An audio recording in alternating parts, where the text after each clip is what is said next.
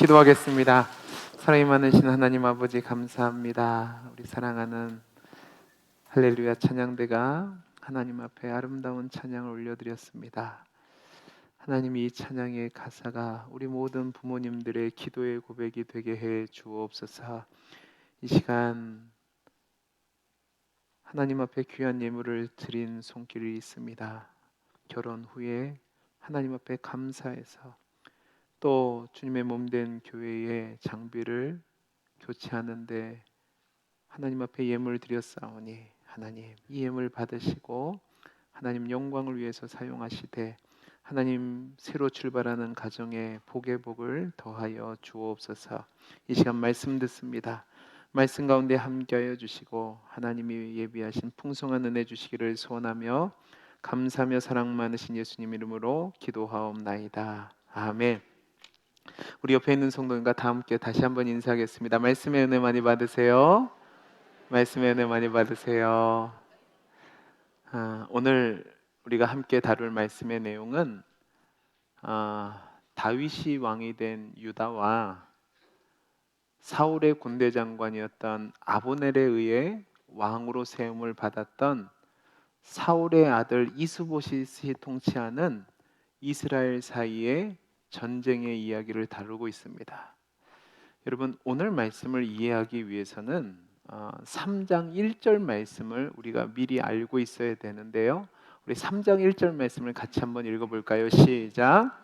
사울의 집과 다윗의 집 사이에 전쟁이 오래매 다윗은 점점 강하여 가고 사울의 집은 점점 약하여 가니라. 자, 보세요. 다윗의 집과 사울의 집의 전쟁이 오래됐다라고 되어 있는데 우리가 성경을 통해 알 수 있는 것은 적어도 7년 반 정도 계속해서 싸움이 있었다는 것을 우리가 알고 있어야 됩니다. 다윗은 헤브론에서 유다의 왕이 되었고 아브넬은 군정관으로 집정을 하다가 자신의 통치에 정당성을 부여하기 위해서 사울의 아들이었던 이스보셋을 왕으로 세웠어요. 마하나임이라는 곳에 가서 자신들의 지지 세력을 모아서 왕으로 세웠습니다. 근데 제가 지난주에도 말씀드렸듯이 다윗이 통합 이스라엘의 왕이 되는 것은 분명 하나님의 뜻이었지만 그 과정이 결코 쉽지 않았습니다. 계속해서 오랜 시간 동안 피비린내 진동하는 싸움이 있었다는 사실입니다.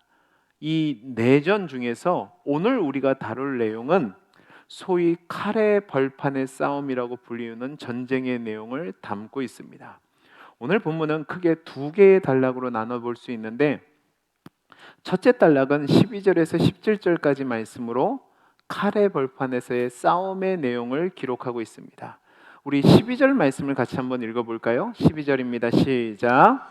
넬의 아들 아브넬과 사울의 아들 이스보셋의 신복들은 마하나임에서 나와 기브온에 이르고, 여러분 이 말씀을 보면 넬의 아들 아브넬과 이스보셋의 신복들이 마하나임에서 나와 기브온에 이르렀다고 되어 있는데 그것은 단순히 그냥 전쟁을 벌이기 위해서 기브온이란 한 동네에 왔다라고 생각하시면 안 되는 겁니다.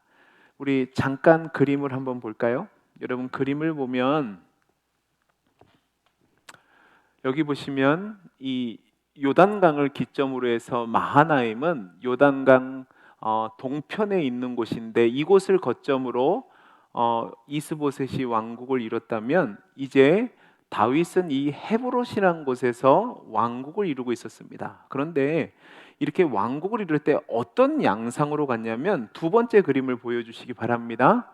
두 번째 그림을 보면 여기 보시면 마하나임이 있고 이 마하나임을 통해서 중심으로 해서 여기 전체가 다 이스보셋이 통치하는 지역이고 다윗이 통치하는 곳은 이 유다를 중심으로 여기 보시면 예루살렘이 있고 그 다음에 여기 보면 기브온이라는 곳이 있는데 이 기브온은 결국 다윗이 통치하는 유다라는 지역의 끝자락에 있는 곳입니다.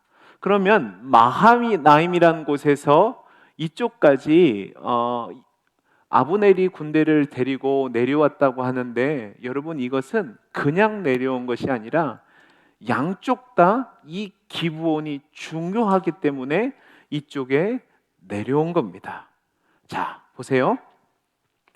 아브넬은 길르앗의 수도였던 마하나임이라는 곳에서 수도로 정하고 이스보셋을 왕으로 세우고 왕권을 행사하는 가운데 이스라엘의 11지파를 통치하려 하고 있습니다.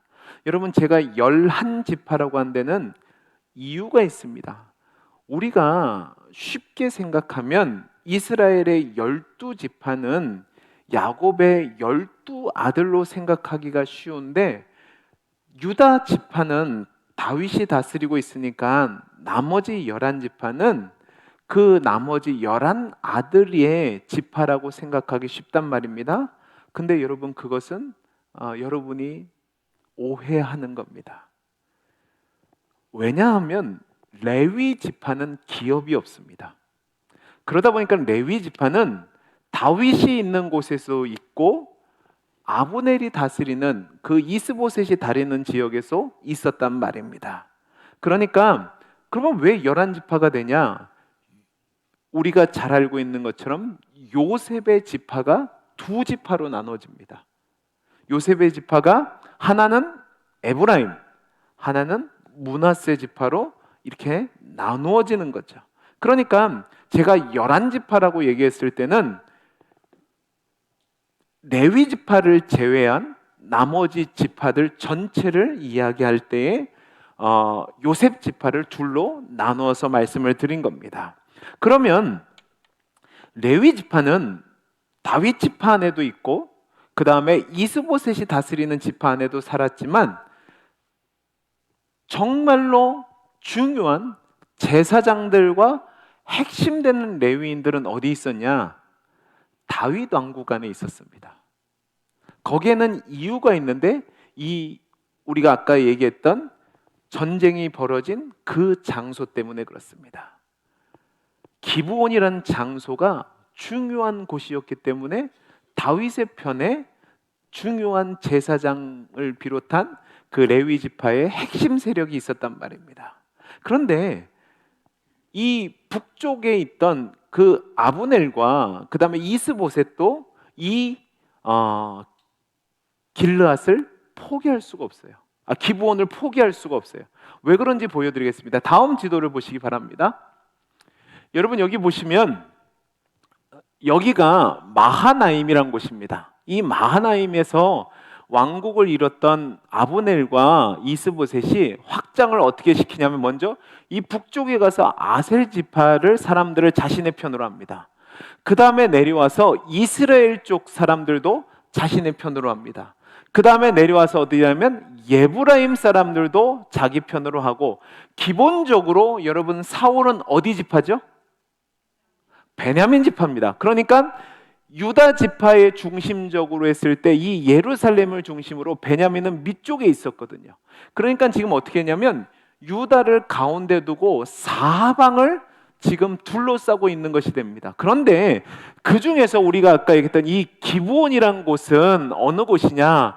여러분 기브온은 우리가 잘 알고 있는 것처럼 여호수아가 정복을 할 때 기브온 거민이 살던 곳이었는데 그들이 화친을 맺으면서 이스라엘 백성 안으로 들어오게 됩니다. 그리고 이 기브온 땅을 누가 유산으로 받았냐? 베냐민 지파가 유산으로 받았습니다. 자, 그러니까 여러분 잘 보세요.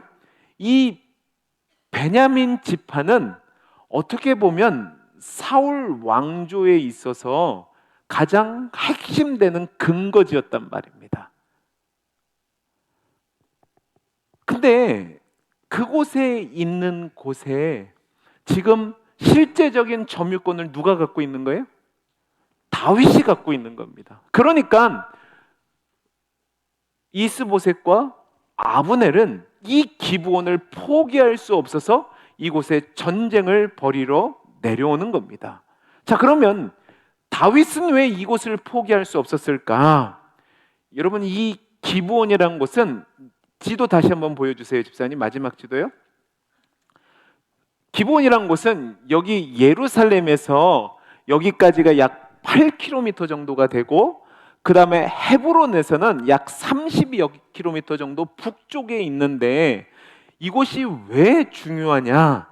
여러분, 이곳에는 여호와의 장막이 있었던 곳입니다. 제가 아까 얘기했죠.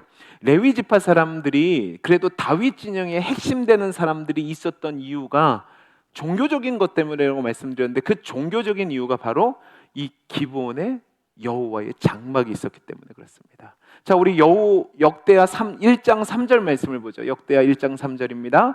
시작. 솔로몬이 온 회중과 함께 기브온 산당으로 갔으니 하나님의 회방 곧 여호와의 종 모세가 광야에 지은 것이 거기 있음이라. 자, 그러니까 다윗이 이 기브온을 차지하고 포기하지 않는 이유는 분명합니다. 종교적인 우위를 차지하려고 하는 거죠. 하나님이 주인 대신 신정국가를 추구하고 있었기 때문에 종교적인 당위성은 무엇보다도 중요한 이유가 됐단 말입니다. 그러니까 다윗은 이 지역을 포기를 못하는 것이고, 또 아브넬과 이스보셋 입장에서 보면 자신들의 원래 근거지가 기브온이니까 포기를 못하는 겁니다. 그러니까 이 두 진영이 함께 모인 것이 이 기브온이고, 여기서 전쟁을 벌이는 거죠.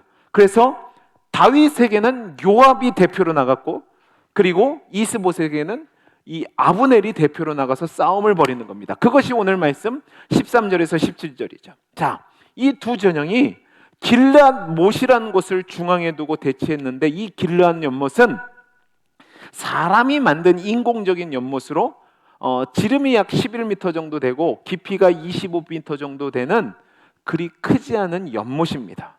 근데 이 못을 가운데 두고 대치를 벌이는데, 아브넬이 요압에게 제안을 합니다. 어떤 제안을 하냐?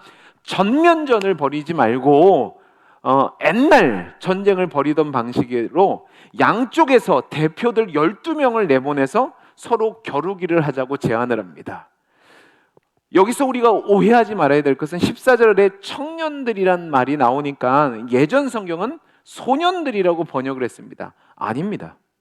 전쟁의 문맥에서 보면 이 청년들은 탁월한 용사, 정의 병사가 됩니다. 그러니까 지금 아브넬 제안은 뭐냐면, 전면전 벌이지 말고 정의 병사들을 모아서 제한된 숫자로 전쟁을 해서 겨루어 보자는 거죠. 여러분, 그러면 왜 아브넬이 이 제안을 했을까? 아브넬은요, 전쟁터에서 잔뼈가 굵은 사람입니다. 그러니까 판세에 탁월한 사람이라는 거죠. 그러니까 이 사람이 이 제안을 했을 때에는 전면전을 하면 자신들이 불리했기 때문에 이런 제안을 한 겁니다. 왜냐하면 요압이 끌고 온 다윗의 장수들은 그동안 다윗 수하에서 오랫동안 훈련과 싸움을 통해서 단련된 사람들입니다. 시글락의 근거지를 두고 여기저기 싸움하면서 싸움의 경험들도 있고 용맹스러운 자들이에요. 반면 자신이 데리고 있는 이 군대는, 여러분, 이미 사울이 죽었을 때에 블레셋과의 전투에서 그 북쪽 지파의 정예병들은 다 죽었다고 보는 것이 맞습니다. 그러니까 지금 데리고 있는 사람들은 블레셋과의 전쟁에서 이리저리 도망갔던 사람들 중에서 자신의 왕권이 미치는 가운데 사람들을 모았단 말입니다. 그러니까 다른 말로 오합지졸인 겁니다. 세력으로 본다면 자신들의 통치 범위가 넓으니까 숫자적으로는 많을 수 있지만, 전투력 면에서 본다면 자신들이 질 것 같은 거예요. 그러니까 아브넬은 백전노장의 장수기 때문에 그걸 알고 희생의 폭을 줄이자는 제안이었지만, 자신들의 약점은 줄이고 12명 정도 뽑으면 그래도 우리가 밀리지 않을까라는 생각으로 그렇게 제안을 한 겁니다. 자, 근데 이 12명이 나왔는데요, 이 12명은 죽기 아니면 살기의 대결을 벌여야 되는 치명적인 전투였습니다. 왜냐하면 어느 한쪽이라도 두려워서 도망가잖아요. 그러면 자신들의 편에 사기가 엄청나게 떨어지기 때문에 그렇습니다. 그러니까 실제로 이 양편을 대표해서 나온 이 12명의 정예면들은요, 성경에 머리를 잡고 칼로 찔렀다고 했는데 그 얘기는 그만큼 뒤로 물러나지 않고 죽기 살기로 싸웠다라는 표현을 한 겁니다. 그래서 24명 모두가 죽죠. 그래서 이곳을 뭐라고 했냐면 헬갓 핫수림, 그러니까 날카로운 칼의 밭이라는 이름을 붙인 겁니다. 희생의 폭을 줄이기 위해서 제안한 전투가 이 24명의 장수들이 죽기 살기로 싸우고 전사하는 모습을 보니까 이 양쪽 편에서 이제 난리가 난 겁니다. 그래서 이제 전면전으로 된 거죠. 그래서 전쟁이 아주 치열하게 벌어졌는데 오늘 말씀 마지막을 보면 결과가 나오는데 아브넬과 이스보셋의 신복들이 다윗의 군대에 패배하게 됩니다. 그 내용이 18절부터 32절까지 이어지고 있습니다. 그 중에 30절에서 32절 말씀을 보면 전쟁의 결과가 나와 있습니다. 전면전이 벌어졌을 때 아브넬의 군대는 요압의 군대에 패배해서 큰 살육을 피해 도망하게 됐고, 이때 요압은 승리를 거뒀지만 요압의 동생이었던 아사엘이 우리가 읽지 않는 내용 중에서 아브넬을 쫓아가다가 전사하게 됩니다. 이 아사엘이라는 사람은 굉장히 발이 빠른, 그래서 노루와 같이 빠른 자라고 이야기를 합니다. 근데 이 아사엘이 아브넬을 죽이고 싶은 그 마음 때문에 아브넬을 쫓아가는데 아브넬은 그냥 만만한 장수가 아닙니다. 그러니까 타이릅니다. 야, 다른 사람 하나 죽이고 만족하고 돌아가라. 근데 만족은 안 하고 쫓아오는 거예요. 그러니까 아브넬이 다시 한번 얘기합니다. 야, 너는 절대로 내 적수가 되지 않아. 그러니까 제발 돌아가라. 야, 만약에라도 내가 너를 죽이면 나중에 너 형 요압을 어떻게 볼 수 있겠냐. 제발 돌아가라고 부탁을 하는데 이 아사엘이 말을 듣지 않습니다. 그래서 할 수 없이 아브넬이 창 끝으로 아사엘의 배를 찔렀는데 이 아사엘이 빠른 속도로 달려오다 보니까 이 창끝이 배를 관통해서 등으로 나옵니다. 그래서 결국 이 아사엘이 죽게 되는 거죠. 그 가운데 아브넬이 패배를 인정하고 휴전을 제의하니까 결국 싸움이 그치게 되는 겁니다. 결과를 보면 요압의 군사는 20명이 전사를 하고 아브넬의 군대는 360명이 죽었다라고 되어 있습니다. 이것을 통해서 다윗의 군대가 얼마나 뛰어난 군대였다는 것을 보여주는데, 이제 이 내용을 가지고 저와 여러분이 오늘 함께 나누기를 원하는 것이 있습니다. 그것은 뭐냐면 이 싸움의 성격이 무엇이냐 하는 겁니다. 우리는 전쟁하면 다 나쁜 거라고 생각합니다. 지금 우리 주변을 보세요. 전쟁들이 지금 여기저기서 벌어지고 있어요. 또 얼마 전에는 인도와 파키스탄이 지금 싸움을 벌이고 있습니다. 우리는 그런 전쟁의 모습을 보면 왜 굳이 전쟁을 벌일까라는 의아심을 갖습니다. 그러니까 이 장면에서도 우리는 다윗에 대해서 질문할 수 있습니다. 야, 왜 같은 민족인데 굳이 그렇게 북쪽 사람들과 7년 반 동안 오랫동안 싸우고 자기 동족끼리 이렇게 많은 피를 흘리게 했느냐라는 질문을 할 수 있죠. 여러분, 이 질문에 대해서 다윗은 뭐라고 대답할 것 같으십니까? 여러분, 기억해야 될 것은 다윗은 지금 전쟁을 벌이고 있는데 단지 싸움을 위한 싸움을 벌이는 것이 아니라는 사실입니다. 지금 다윗이 이 전쟁을 벌이는 것은 이유가 있는데 그게 뭐냐면 다윗은 이스라엘의 주인은 하나님이시라는 생각을 확고히 갖고 있었습니다.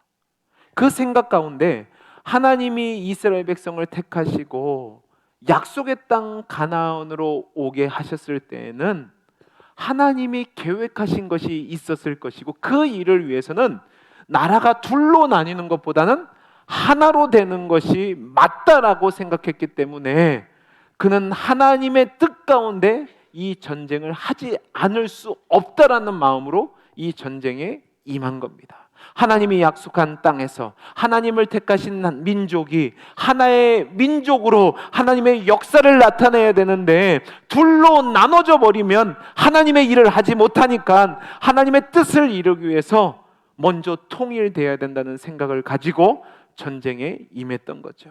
여러분, 기억해야 될 것은 다윗의 최종 목표는 왕이 되는 게 아닙니다.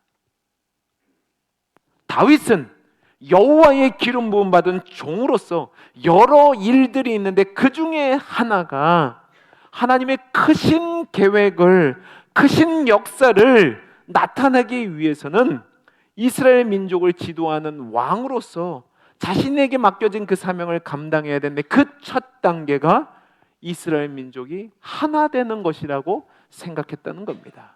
그래서 지금 다윗은 유다의 왕으로 그 자리에 만족하고 자신의 편안함과 만족을 누리고 살 수 있었지만 그렇게 살아갈 수 없으니까 하나님이 주신 사명을 이루기 위해서 하나의 통일된 나라를 만들기 위해서 싸움을 벌이고 있는 겁니다. 다윗은 하나님의 기름 부음 받은 종으로서 자신의 왕권을 행사할 때 가장 먼저 나타내야 될 것이 있는데 그게 뭐냐면 하나님의 종이라는 성격을 증명해내야 됐습니다.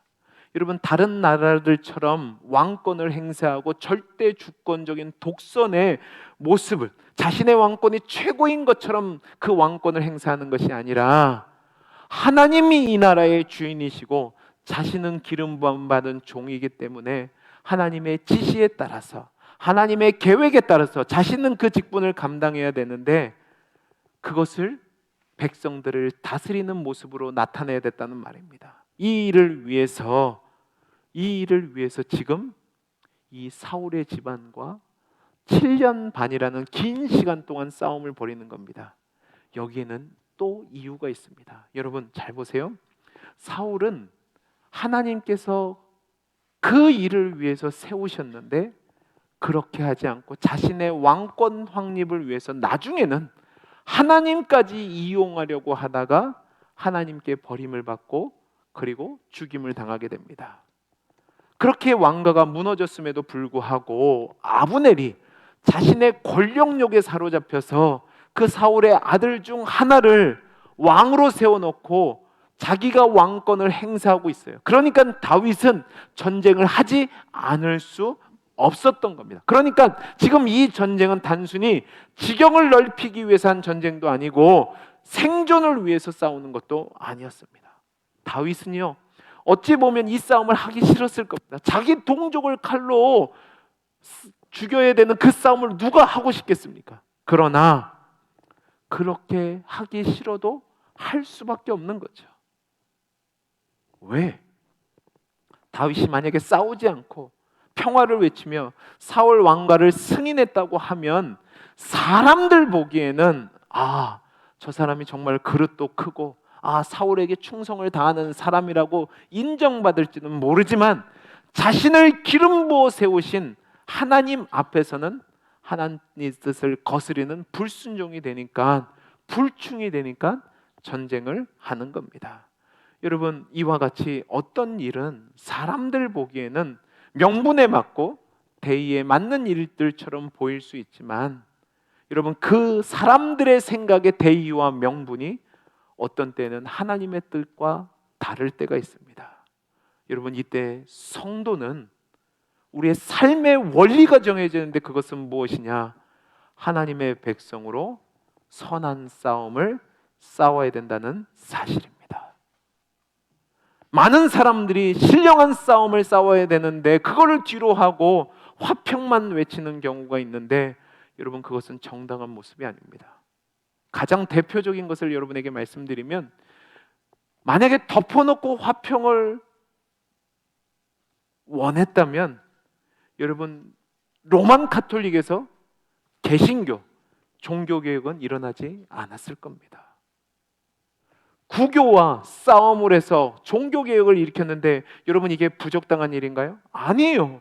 이 종교개혁은 반드시 이루어져야만 했습니다. 왜?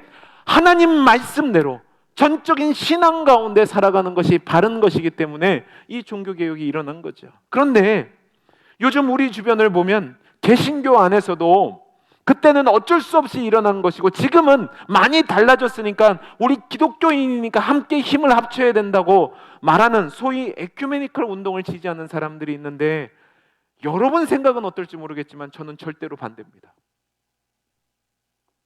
여러분, 우리가 개인적으로는요, 사람들을 미워하지 않고 서로 친하게 지낼 수 있습니다. 그러나 신앙의 문제에 있어서는, 교리와 신앙에 있어서는 여러분, 우리가 하나님이 원하시는 뜻에 따라 선을 그어야 될 때는 그어야 되고요, 싸워야 될 때는 싸워야 됩니다. 덮어놓고 타협과 평화를 이야기하면 하나님 뜻에 맞지 않는다는 말입니다.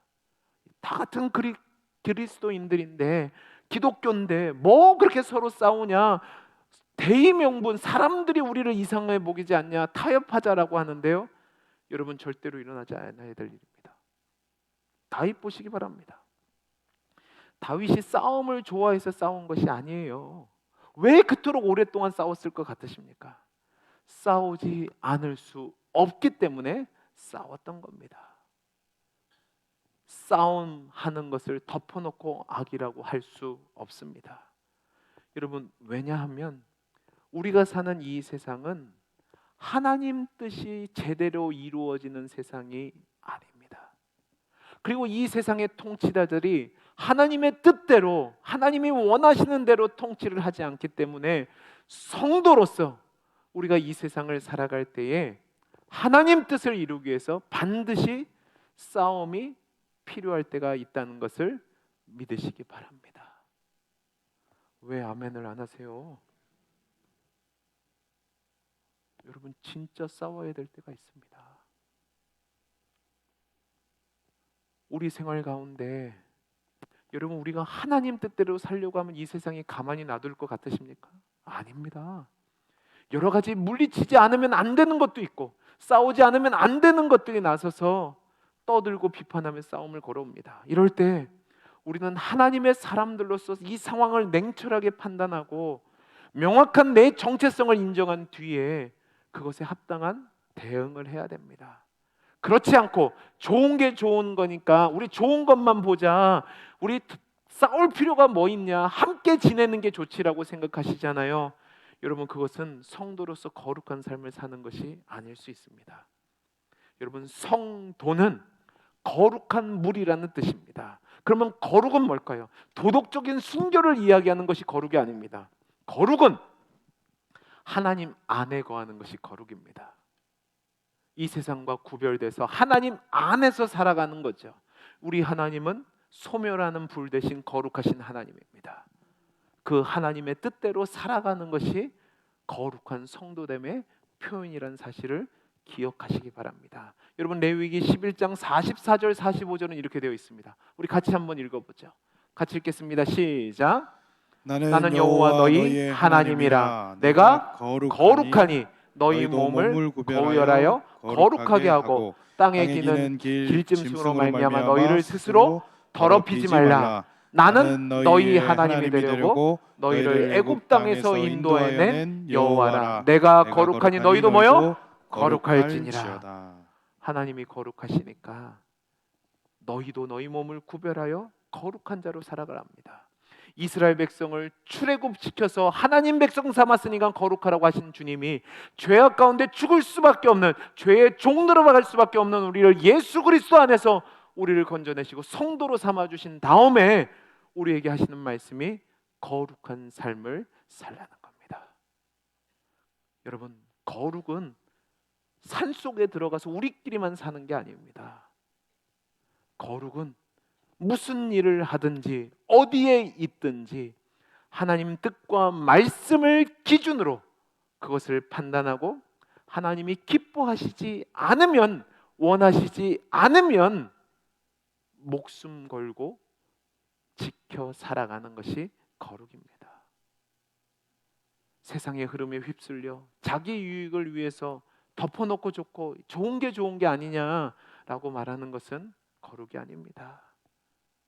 저와 여러분은 사람의 이익을, 내 이익을 위해서 살아가는 것이 아니라 하나님의 영광을 위해서 살아가는 하나님의 백성입니다. 그러기 위해서는 거룩의 자리에 서서 하나님의 영광을 위해서 싸워야 되는 거죠. 여러분, 우리는 날마다 삶 속에서 매 순간 전투를 벌이며 살아가야 합니다. 흑암의 세력이, 이 세상의 공중권세 잡은 자들이 여러분을 가만히 놔두지 않을 거거든요. 그들이 유혹할 때마다 좋은 것이 좋다라고 하지 않고 아니라고 단호하게 구별하여 분리된 거룩한 삶을 사는 것이 영적인 전투의 삶입니다. 여러분, 혹시 여러분 이 세상을 살아가는 게 평안하신 분이 계십니까? 한순간도 문제가 없고 행복하고 모든 것이 좋다고 하시는 분들이 계십니까? 그러면 여러분, 죄송하지만 여러분 삶을 점검해 보셔야 됩니다.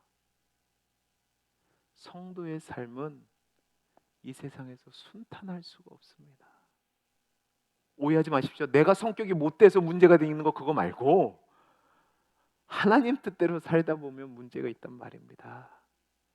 여러분, 이 세상의 가치관이 정말 죄악된 가치관이 엄청난 파도처럼 우리에게 몰려오고 있습니다. 근데 여러분, 그게 다 좋은 게 좋은 거라고요? 여러분, 동성에게 좋은 게 좋은 건가요?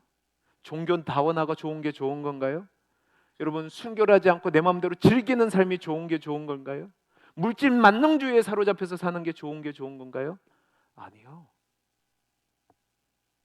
성도는 손해볼 수 있고 피해를 입을 수 있지만, 오해를 살 수도 있지만 대충 넘어가서는 안 되고 항상 말씀 가운데 믿음의 싸움을 싸워야 되는 겁니다.